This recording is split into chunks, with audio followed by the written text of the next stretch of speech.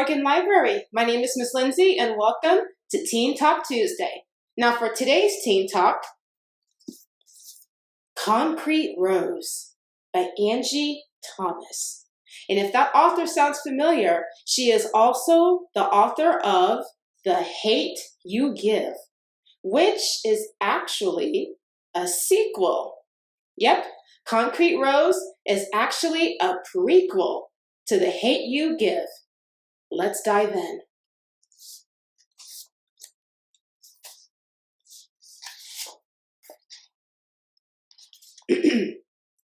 Part 1, Germination. Chapter 1. When it comes to the streets, there's rules. They ain't written down, and you won't find them in a book. It's natural stuff you know the moment your mama lets you out of the house. Kind of like how you know how to breathe without somebody telling you. If there was a book, though, there would be a whole section on street ball. And the most important rule would be at the top in big, bold letters. Now, just a heads up, there are a few curse words in this book, so I'll do my best to censor them if I can. Don't get your butt beat in front of a fine girl, especially if she's your girl. But that's exactly what I'm doing, getting my butt beat in front of Lisa. It's okay, Maverick, she calls out from a public table. You got this, baby. Straight up, I ain't got nothing. Me and King got 0 points to Dre and Sean's 11.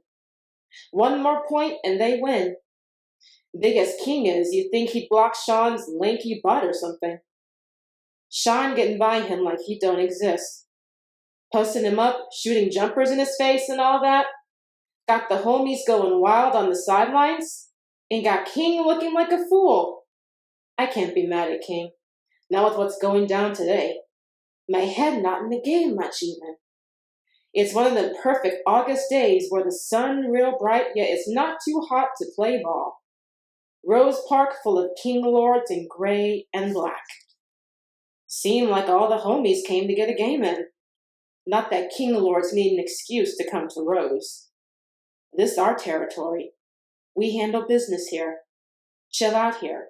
Get our butts kicked on the court here. I checked the ball to Dre. He grinned extra wide. Come on, Mav, you going out like this in front of your girl? Lisa should have played instead of you. Ooh, echoed across the sidelines. Dre never go easy on me because I'm his younger cousin. He's been dunking on me since I was big enough to hold the ball. Worried about this whooping you're going to take in front of your girls, I say. Keisha and Adriana won't want to claim you after this one. There goes oohs. Dre's fiancée Keisha is over at the picnic table with Lisa, laughing. Keisha and Dre's daughter, Adriana, is in her lap. Look at little homie trash talking, Sean says, grinning with his gold grill. We should call him Martin Luther King because he got a dream if he thinks he's winning, Dre says. I have a dream, Sean, trying to sound like MLK, that one day you may step on this court and get a goddamn point. The homies laugh. Truth is, Sean's joke could have been whack, and they'd laugh. That's how it is when you, the crown of the King Lords, the Caesar of Rome. People do what they're supposed to in order to stay on your good side.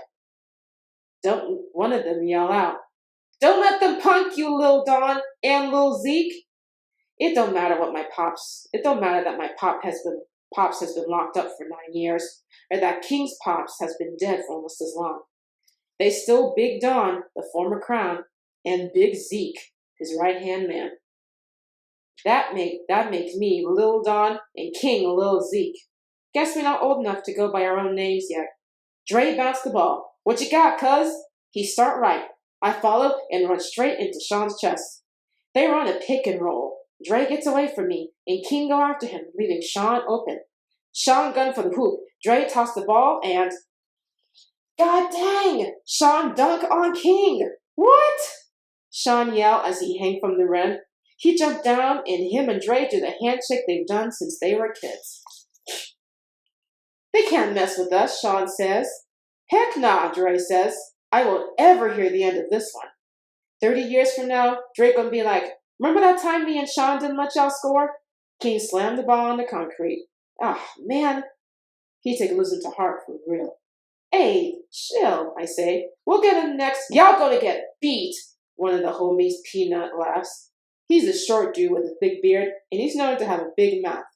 There's scars on his face and neck because of it. We should have stopped calling you Lil Don a long time ago. You an embarrassment to the OG balling like that. The homies on the sideline laugh.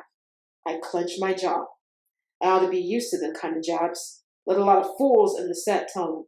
I ain't as hard as my pops. Ain't as street as my pops. Ain't as good at anything as him. They got no clue what I'm doing on the low. I'm more like my pops than you think, I tell Peanut. Could have fooled me.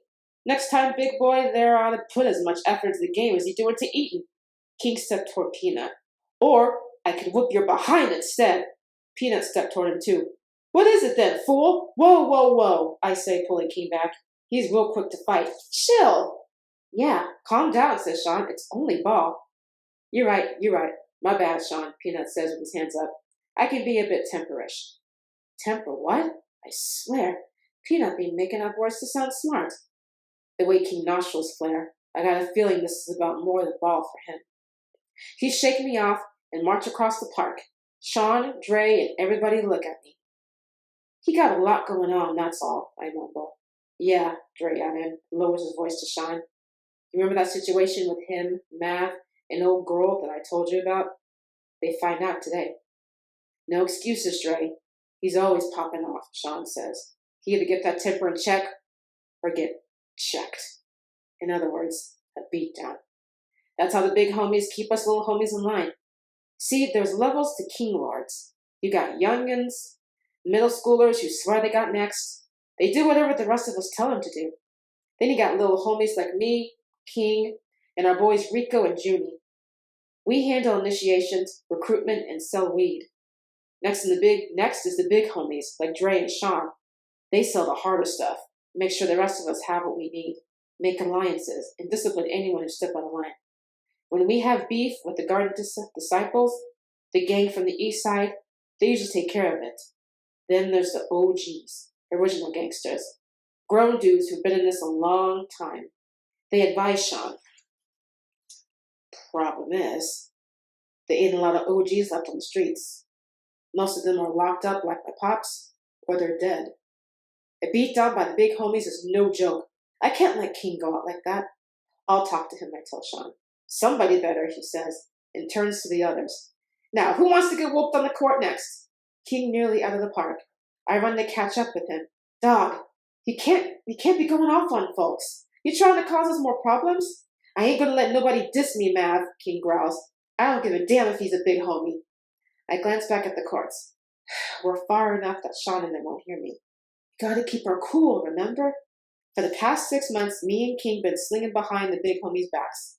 Like I said, little homies can only sell weed, but there ain't nearly as much money in it as there is in the other stuff. On top of that, we gotta give most of our dough to Sean and them because they supply the product.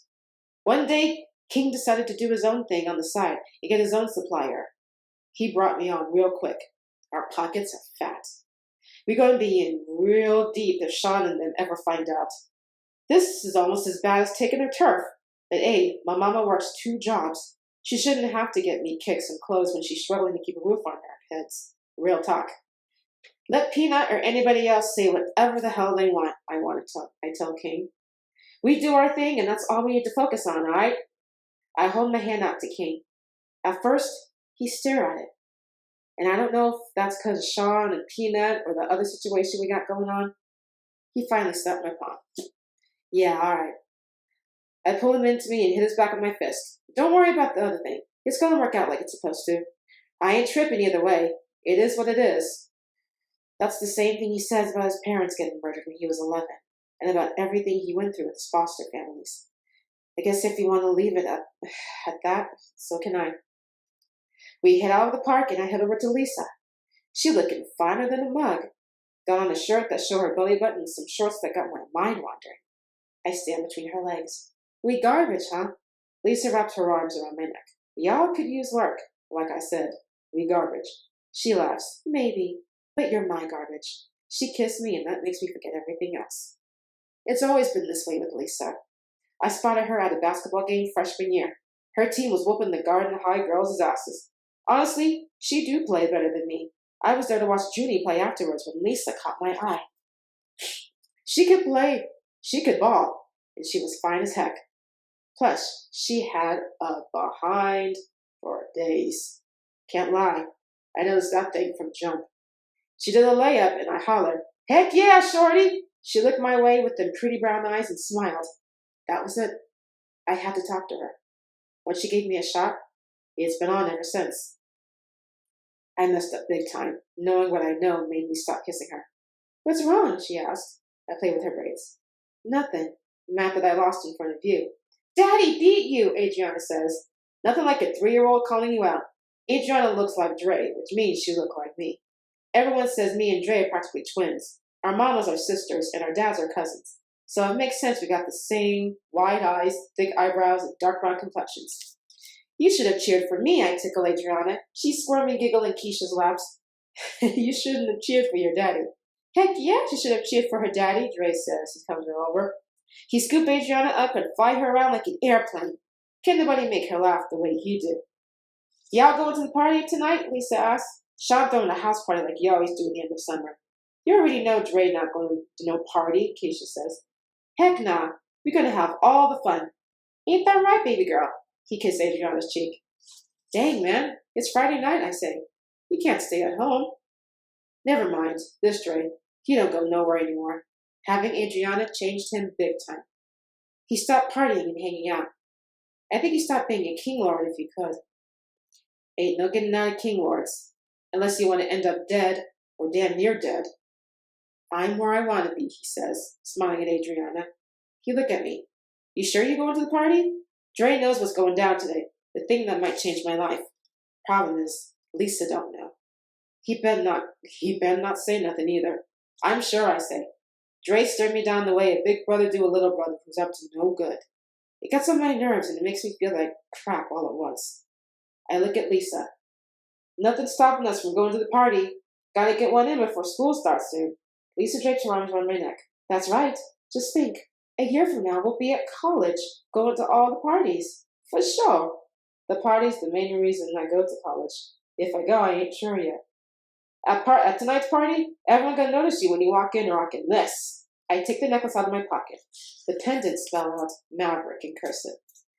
It's made out of real gold and little diamonds around it. I got a dude in the mall and make it the other week. "Oh my God," Lisa gasped. "She take it?" "It's beautiful." "Okay, Mav," Keisha says. "I see you spending dough on your girl." "Heck yeah, you know how I do." "The necklaces cost big money," Dre says. "Where you get that dough from?" So Dre don't know that I sell more than weed for King, and I want to keep it that way. It took a lot to convince him to let me sell weed in the first place, even though Dre slinged himself. He was on some do as I say, not as I do crap for the longest time. I told him I wanted to help Ma out, and eventually he gave in. He only let me sell enough weed to pay a bill or two. If he finds out what I got with King, he'll have my behind. I did odd jobs from around the hood like I always do. I lie. Saved up enough to get it. "Well, I love it," Lisa says. She knows what I do. She's a real one for changing the subject. "Thank you." "Anything for you, baby girl." I kiss her again. "Ew! Don't be doing that in front of my baby." Dre covered Adriana's eyes, making Keisha crack up. "You're going to scar her for life." "If she ain't scarred from looking at your face, she's all right," I say as a horn blares in the parking lot from a rusty Danson. One of the windows rolled down, and this muscular, light-skinned dude called out, "Lisa, let's go." She rolls her eyes with a groan. "Seriously?" That's her older brother, Carlos. He's never liked me. First time I called Lisa, he interrogated me like he was the police. "How old are you? What school do you go to? What kind of grades do you get? Are you in a gang?" All kinds of stuff that wasn't his business. When he met me, I was wearing gray and black, which proved I'm kinging. Fool turned his nose up at me like I was a bug under his shoe. He home from college this summer, and I can't wait for him to go back to school. "What's he doing here?" I asked. "Mama asked him to take me school shopping," Lisa says. "I have to get more of those ugly St. Mary's uniforms." "Hey, you be looking fine as a mug in them plaid skirts." Lisa fights a smile, and that makes me smile. "Whatever. Those skirts are still ugly." She hopped off the table. "I better go before Captain Nosey causes a scene." I laugh and take her hand. "Come on, I'll walk you over." She says bye to Keisha and Dre and cross the park with me. Carlos gives me an evil eye the whole way over. What a hater. Me and Lisa step beside the car. I'll come skip you up at 8, she says. See you at 8:15 then, smirks. You're never on time. Now I'm going to be early tonight.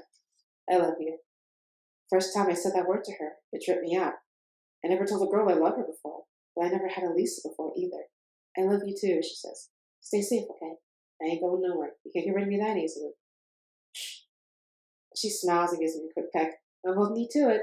I open the passenger door for her. Carlos glares at me so drain hard. Ooh. I flip him off when Lisa's not looking.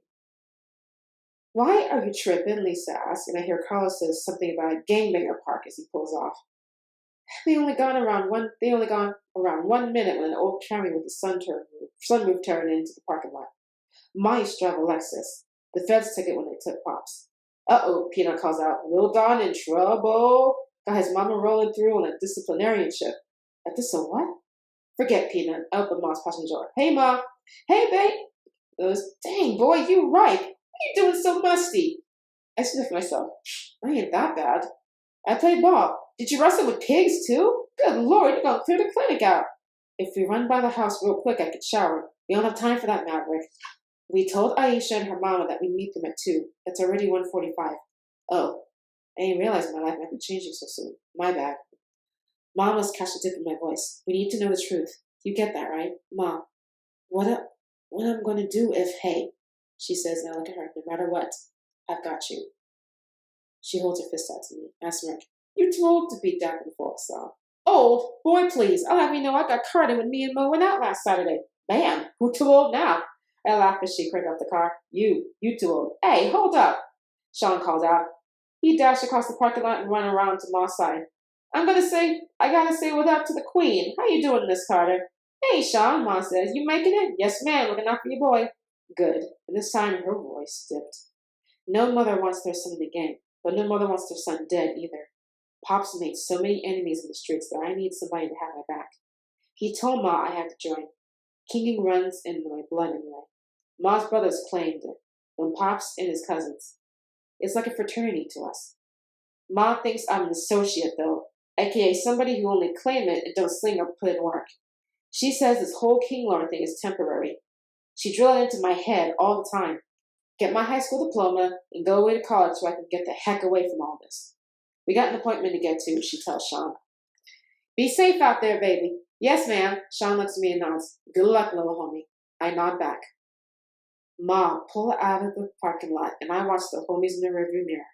They ball on the courts without a care in the world. I wish that could be me again. Instead, I'm headed to the clinic to find out if King's son is actually mine. And that was Chapter 1 of Concrete Rose, the prequel to The Hate You Give. Thank you very much for joining me today, and I will see you next time. Bye-bye.